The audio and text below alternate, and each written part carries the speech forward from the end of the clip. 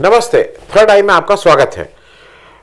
आज थोड़ी बात कर ली जाए क्योंकि पार्लियामेंट चल रही है और पार्लियामेंट में कुछ चीज़ें इस तरह की आई हैं जिसको देख के आपको लगता है कि नहीं, अब लोकतंत्र को बचाने की प्रक्रिया नहीं है, अब लोकतंत्र करीब करीब के हाथ से निकल चुका है और वो पूरी तरह से आरएसएस और बीजेपी की गिरफ्त में है। बहुत से उदाहरण हो सकते हैं, इलेक्शन कमीशन किस तरह से पार्टिसन वे में बिहेव कर रहा है, सुनता नहीं है, ट्रांसपेरेंट नहीं है, इत्यादि इत्यादि। कल एक अजय माकन ने, जो इस समय कांग्रेस पार्टी के कोषाध्यक्ष भी हैं, उन्होंने अपना जब भाषण दिया तो उसमें कुछ चीज़ें उन्होंने बहुत ग्लेयरिंग बताई और उस पर विचार करना ज़रूरी है।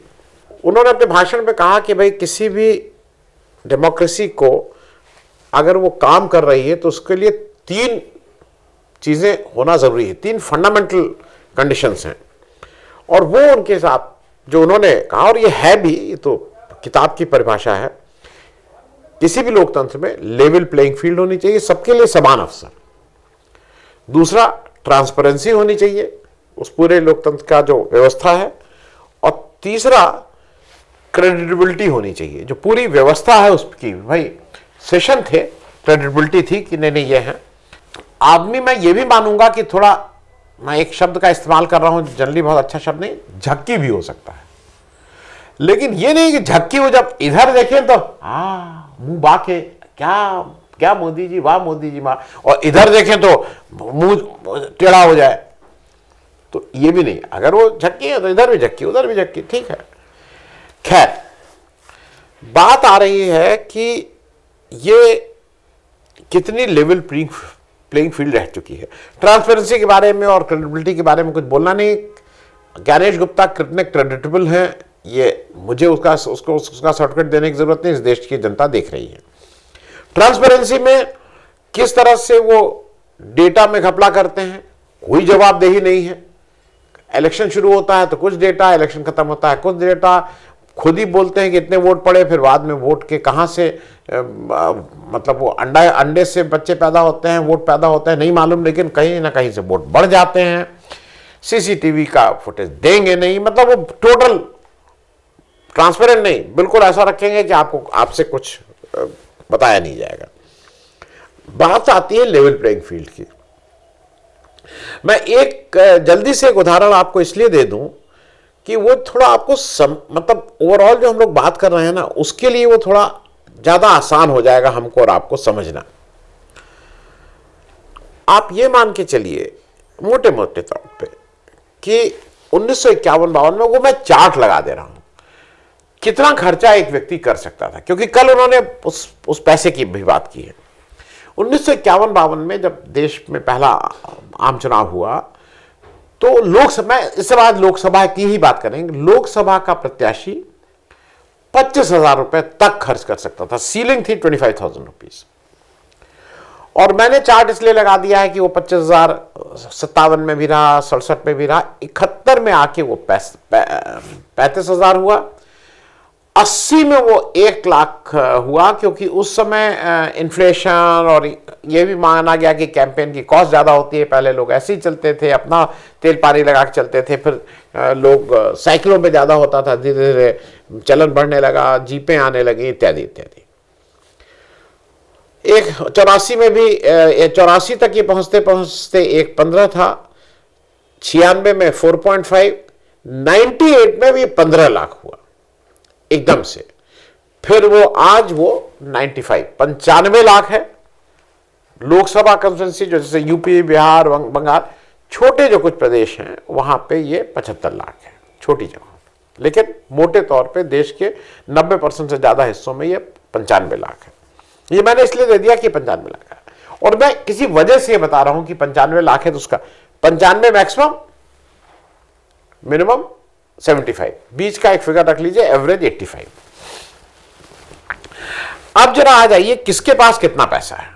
यही बात कल अजय माकन कह रहे थे।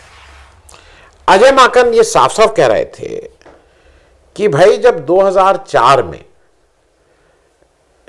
जो किसके पास कितना पैसा है जब ये देखा गया, तो बीजेपी के बैंक अकाउंट उस समय जो उन्होंने रिटर्न फाइल किया 83 करोड़ रुपए बीजेपी के पास थे, और कांग्रेस के पास महज 38 करोड़ थे।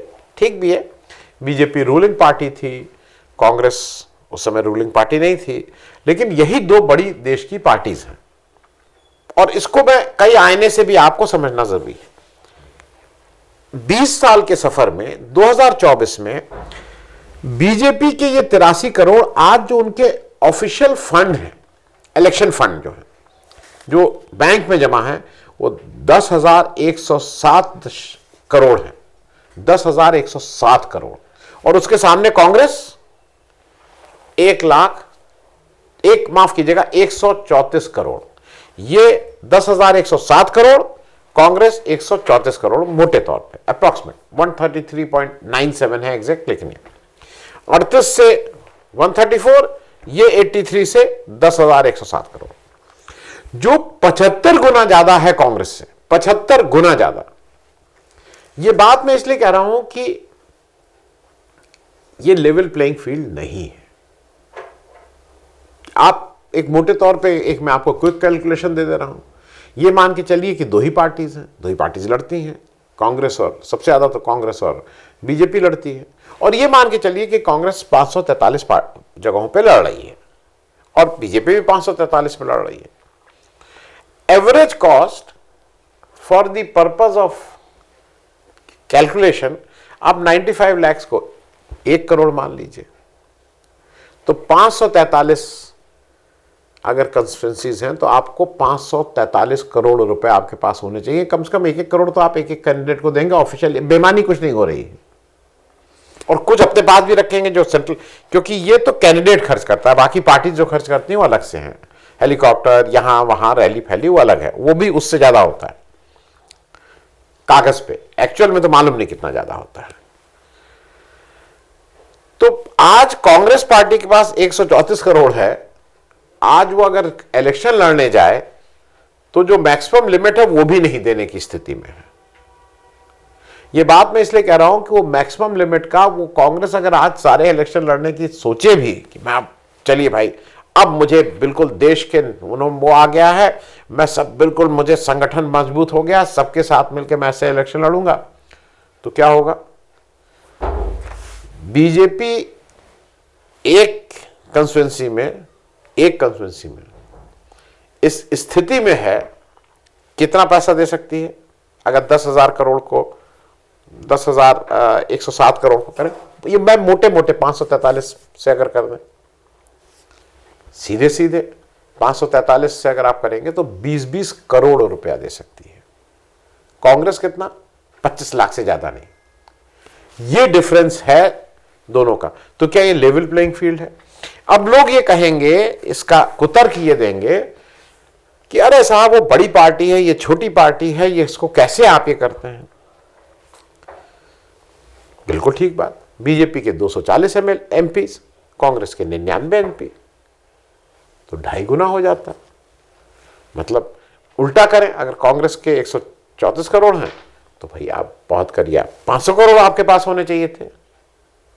या आपके पास 10,000 करोड़ हैं तो उस दृष्टि से अगर करिए तो करीब 3-4 हजार करोड़ कांग्रेस के पास होने चाहिए थे। नंबर 1। नंबर 2, एक चीज और ध्यान रखिएगा, इन सारे हैंडीकैप के बाद, इन सारे इंस्टीट्यूशंस को कब्जा करने के बाद, इन सारी बेईमानी के बाद, इन सारे के बाद वोट बीजेपी को मिले थे 24 करोड़ से कुछ कम, 23 करोड़ 78 लाख या समथिंग, 24 करोड़ मान लीजिए। कांग्रेस को मिले थे 14 करोड़ से कुछ कम, 13 करोड़ 95 लाख, 14 करोड़ मान लीजिए। तो कांग्रेस को 14 करोड़ वोट, टोटल धन 134 करोड़, इनको 24 करोड़ वोट, टोटल धन 10,107 करोड़। ये कोई आप किसी तरह से इसको वो नहीं कर सकते, ये केवल और केवल और अब आगे आइए, ये लूट का पैसा है, ये गैर लोकतांत्रिक पैसा है, ये असंवैधानिक पैसा है, ये इलीगल मनी है। ये इनके अपने दस्तावेज कह रहे हैं। मोटे तौर पे जो आंकड़े हैं, एक आपको मैं इसलिए याद दिला दूं, जो सबसे बड़ी लूट अभी तक की है, जो जिसको सुप्रीम कोर्ट भी कहता है सबसे बड़ी लूट, इलीगल पैसा, वो इलेक्टोरल बॉन्ड्स की है।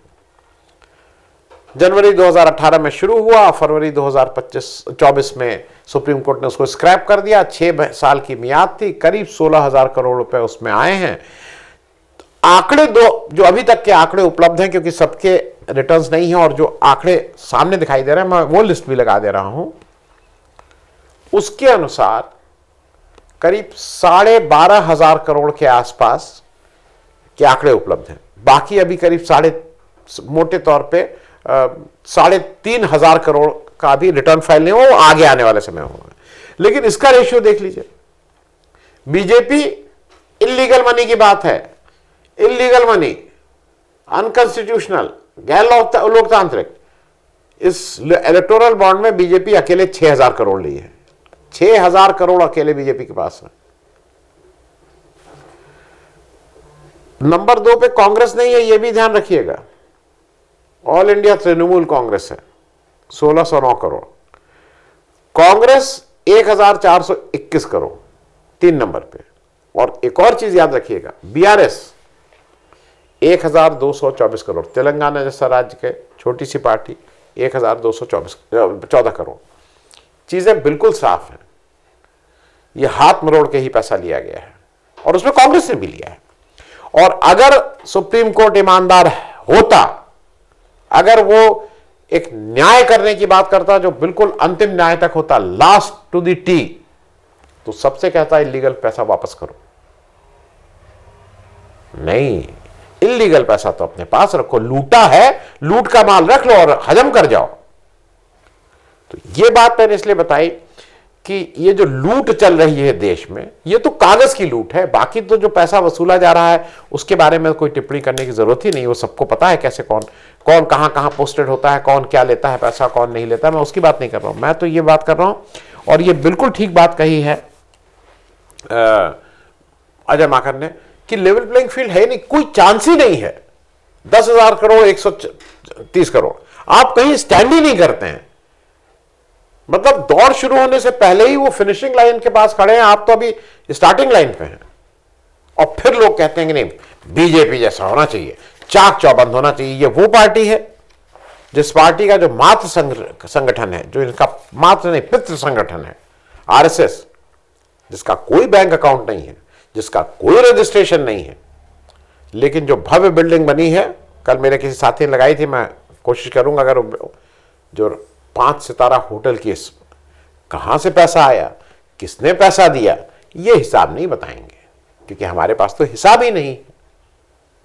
लेकिन 5 सितारा जैसा हम अपना दफ्तर बनाएंगे। तो मेरा सिर्फ कहना यह है कि ये it is not a matter of कि इस समय डेमोक्रेसी खतरे में है।